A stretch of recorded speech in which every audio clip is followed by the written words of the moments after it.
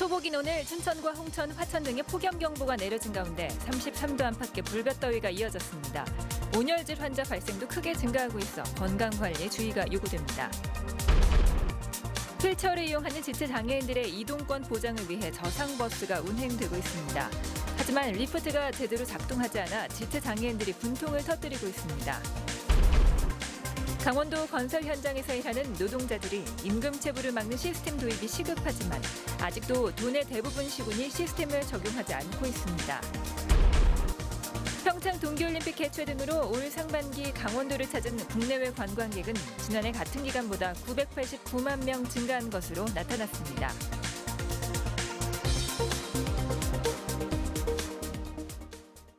시청자 여러분 안녕하십니까? 춘천과 홍천, 화천 등의 폭염 경보가 내려진 가운데 초복인 오늘도 33도 안팎의 불볕더위가 이어졌습니다. 오늘 낮 최고 기온은 춘천 33.1도, 홍천 32.9도, 철원 31.6도 등으로 평년보다 기온이 3, 4도가량 높았습니다. 열사병 등 온열질환 위험도를 나타내는 더위 체감지수도 매우 위험 수준이었습니다. 춘천기상대는 당분간 33도 안팎의 폭염이 계속되겠다며 건강관리에 주의를 당부했습니다. 오늘은 본격적인 삼복더위가 시작되는 초복이었죠. 연일 폭염특보가 이어지고 있는데요. 홀몸 노인 등 폭염 취약계층들은 힘겹게 하루하루를 보내고 있습니다. 황구선 기자입니다.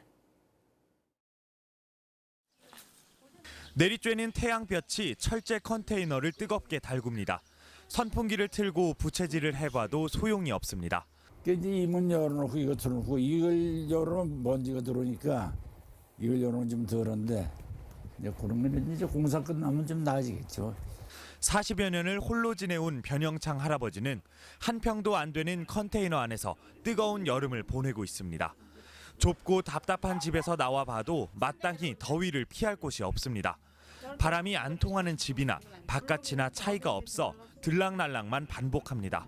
이 더위에 비 걱정까지 해야 합니다.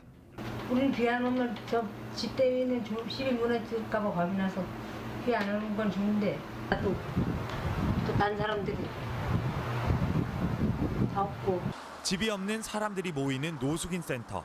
뙤약볕을 피해 실내로 들어왔지만 선풍기 2대가 전부. 에어컨이 있지만 전기세 걱정에 틀 엄두도 못 냅니다. 전기세라도 조금 우리가 아끼면서 성의를 표시해야 되겠다. 이래서 사실 낮에 몇 명 없을 때 2, 3명 있을 때는 에어컨 안 킵니다. 도내의 관심과 지원이 절실한 홀몸 노인과 노숙인은 12,000여 명. 하지만 턱없이 부족한 지원과 관심으로 힘겹게 이 여름을 보내고 있습니다. MBC 뉴스 황구선입니다. 폭염이 이어지면서 온열질 환자가 급증하고 있습니다. 오늘까지 도내에서 발생한 온열 질환자는 모두 45명으로 열탈진이 20명으로 가장 많았으며 열사병 16명, 실신 3명 등이었습니다. 지난달 23일 강릉에서는 사망자 1명이 발생하기도 했습니다. 시군별로는 강릉에서 온열 질환자가 10명 발생해 가장 많았고 양구 7명, 철원 6명, 동해 4명 등이었습니다. 휠체어를 이용하는 지체장애인들의 이동권 보장을 위해 저상버스가 운행되고 있는데요. 하지만 제대로 작동하지 않아 지체장애인들이 아픔만 더하고 있습니다. 이재규 기자가 취재했습니다. 지난 15일 남춘천역앞 버스 정류장. 시내버스 한 대가 서 있습니다. 그 옆에는 휠체어를 탄 장애인 2명이 오도 가도 못하고 있습니다. 휠체어 장애인을 태우기 위해 빠져야 하는 저상버스의 받침대가 제대로 나오지 않아 고장이 난 겁니다. 버스를 타고 시내 관광을 하려던 장애인은 불볕더위에 수십 분을 서 있어야 했습니다. 안 되는 게 고장나서 가고 이거는 또 문에 안 닫혀가지고 이렇게 못 가고 있는데 이렇게 해가지고 어떻게 버스 타겠어요? 버스는 문이 닫히지 않아 운행도 하지 못하는 상태가 됐습니다. 버스 운전자는 며칠 전 작동 점검을 했지만 이상이 없었다고 말했습니다. 다른 버스들도 이게 제대로 작동하는지 또 의문이겠네, 이렇게 되면. 그럴 수도 있지. 점검을 빨리 좀 해봐야겠네요. 그러면 오늘 됐던 게 내일 안 될 수도 있네. 하지만 이 버스가 오기 전 또 다른 저상버스에서도 똑같은 상황이 반복됐습니다.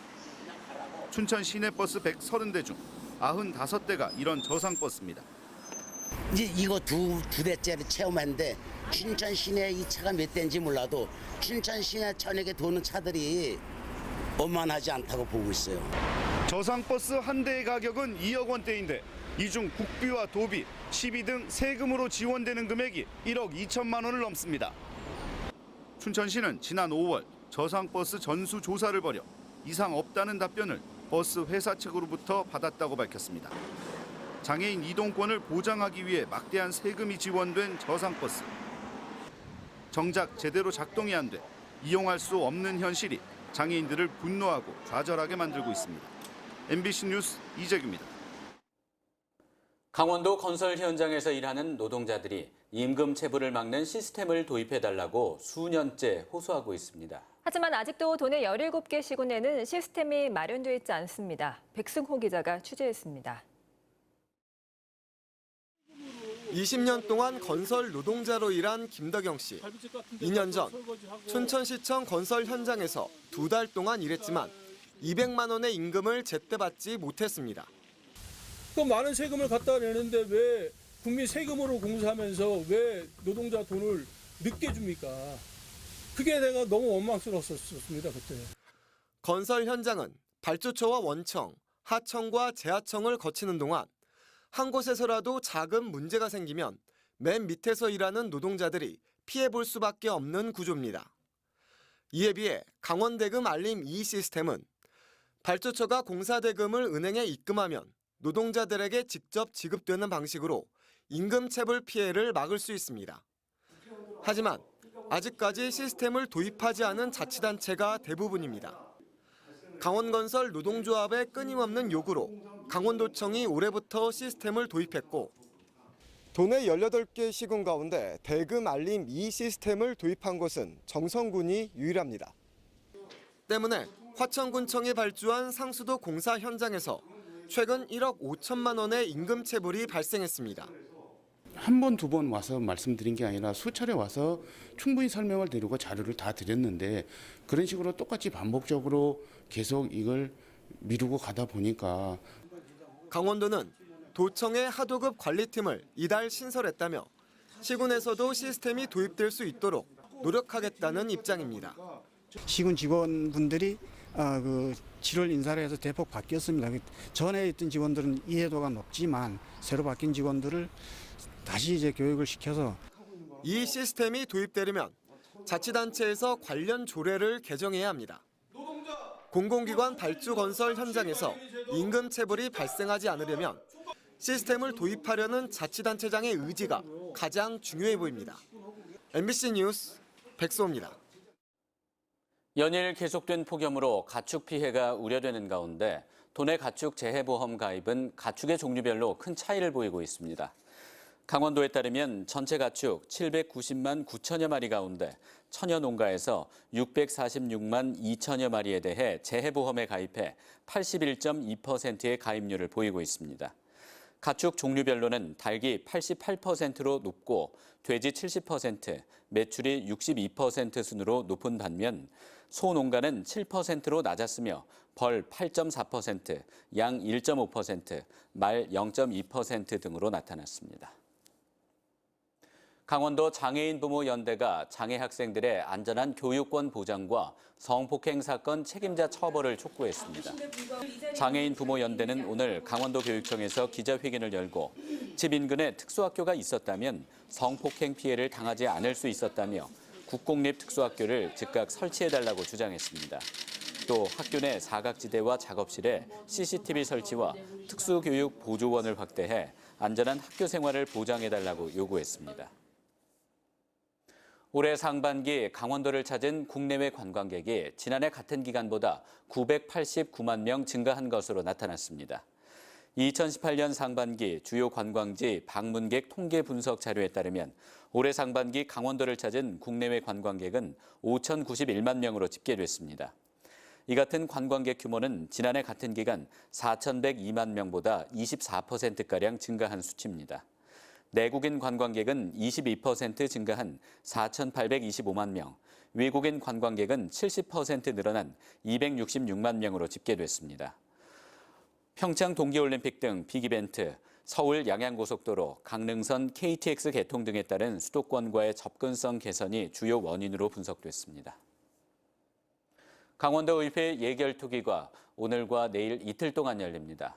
오늘은 강원도청, 남북교류 담당관, 총무행정관, 녹색국 등 15개 실국의 추경안에 대한 예비 예산 심사가 진행됐습니다. 내일은 글로벌 투자 통상국, 건설교통국, 문화관광체육국 등 6개 실국에 대한 예산 심사와 함께 보충질의, 예산안 소위를 거쳐 추경안에 대한 최종 심사가 의결됩니다. 지난주 열린 도의회 상임위에서는 집행부가 제출한 추경 예산안이 한 건의 조정도 없이 가결돼 예결특위로 넘어왔습니다.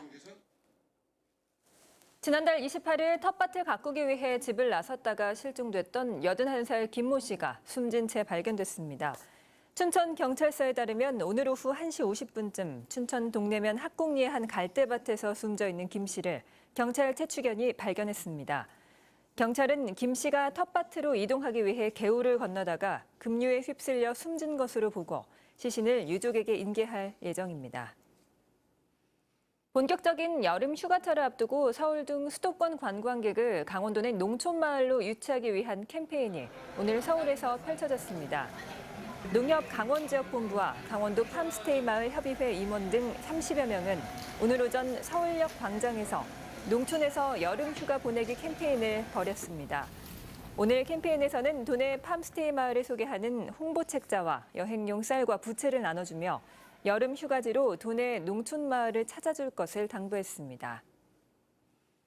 통계청 강원지청이 내년 3월 중 신설될 것으로 보입니다. 통계청은 최근 내년 상반기에 강원지청을 신설하기 위한 소요 정원을 행정안전부와 협의해 최종 확정했습니다. 뉴스를 마칩니다. 이어서 스포츠 뉴스입니다. 고맙습니다.